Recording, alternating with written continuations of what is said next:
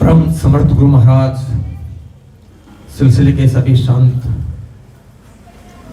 गुरु माताएं, मम्मी जी, जिया माँ, गुरु परिवार को कोटि कोटि चरण नमन। सभी गुरु स्वरूप भाई बहनों, माताओं को सादर चरण नमन।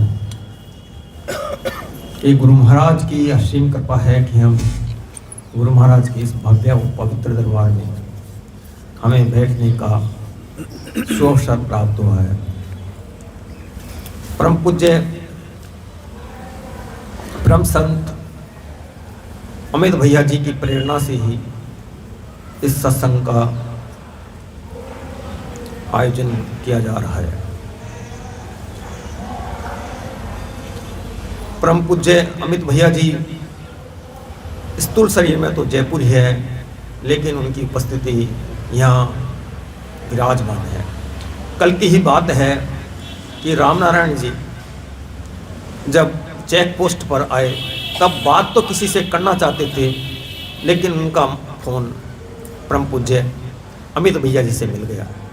उन्होंने ये सत्संग होने वाली सारी जानकारी प्राप्त की और पूछा कि जयपुर से जो आ रहे हैं वो आ गए हैं क्या।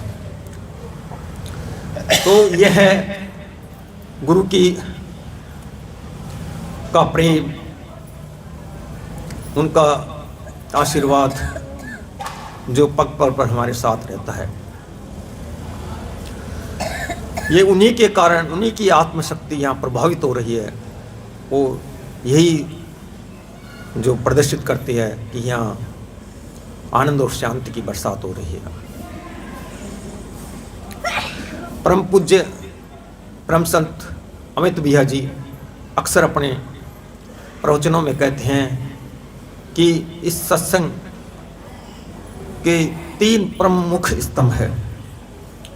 वह है जब दादा गुरु महाराज ने गुरु महाराज को सत्संग कराने की इजाज़त दी तो उन्हें 3 बातें बताई और उनको कहा कि इसका अक्षरश पालन करना है। यहाँ न कोई गुरु है पहला, न कोई शिष्य है, क्योंकि गुरु और शिष्य में द्वैत रहता है, वो एक नहीं होते। और ये शिष्य, ये जो हमारे साधन है, हमें एक लय होने की है, एकता करने की है। दूसरी बात उन्होंने बताई कि जो ये आत्मज्ञान की शिक्षा है, सभी को बिना भेदभाव के देना। इसमें न कोई जाति का बंधन है, न धर्म का, न संप्रदाय का, न स्त्री या पुरुष का, पढ़े लिखे का, अनपढ़ का, सभी के लिए ये द्वार खुले हुए हैं और बिना भेदभाव के लिए ये आत्मज्ञान की शिक्षा सभी को दी जाती है।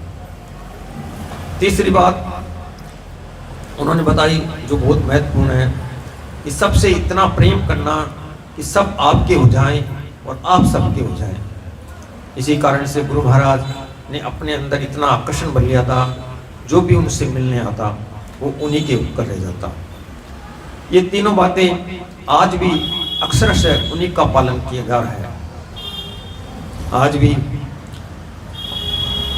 गुरुजन सभी को परिवार का सदस्य मानते हैं। और दूसरा ये बिना भेदभाव के ये जो आत्मज्ञान की शिक्षा दे रहे हैं। तीसरा वो आज के गुरुजन भी सभी से इतना ही प्रेम करते हैं जितना गुरु महाराज करते थे। इसी कारण से ये जो हमारा सत्संग है वो गांव-गांव, ढाणी-ढाणी पूरे भारतवर्ष में, इसके साथ साथ ही विदेश में भी फैला हुआ है। ये इन्हीं 3 बातों के जो स्तंभ है उन्हीं के कारण इनका प्रसार हो रहा है। जैसे हम सुनते आए हैं कि गाय बदलती रहती है लेकिन दूध वही रहता है। यही बात अभी भी चल रही है। वही दूध है, वही प्रेम है, कोई भेदभाव नहीं है, कोई परिवार का रूप है जो अभी चल रहा है। परम पूज्य गुरु महाराज जिनका अभी 141वां अवतरण पर्व मनाया जा रहा है, उन्होंने एक निष्ठता और विश्वास के बारे में बताया है कि जो सत्संगी पुराने हैं और अपने रामाश्रम से पूर्ण रूप से जुड़ गए हैं, उनके लिए उन्होंने कुछ मार्ग निर्देशन दिए हैं। वे कहते हैं कि मनुष्य अपने जीवन में सफलता के लिए उनके लिए दो चीजें परम आवश्यक है, एक निष्ठा, दूसरा विश्वास। संसार में जितने भी महापुरुष हुए हैं, उन्हें अब जीवन में लक्ष्य को प्राप्त किया है,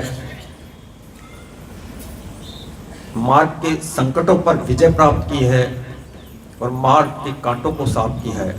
उनके पास ये केवल दो ही हथियार थे, एक निष्ठा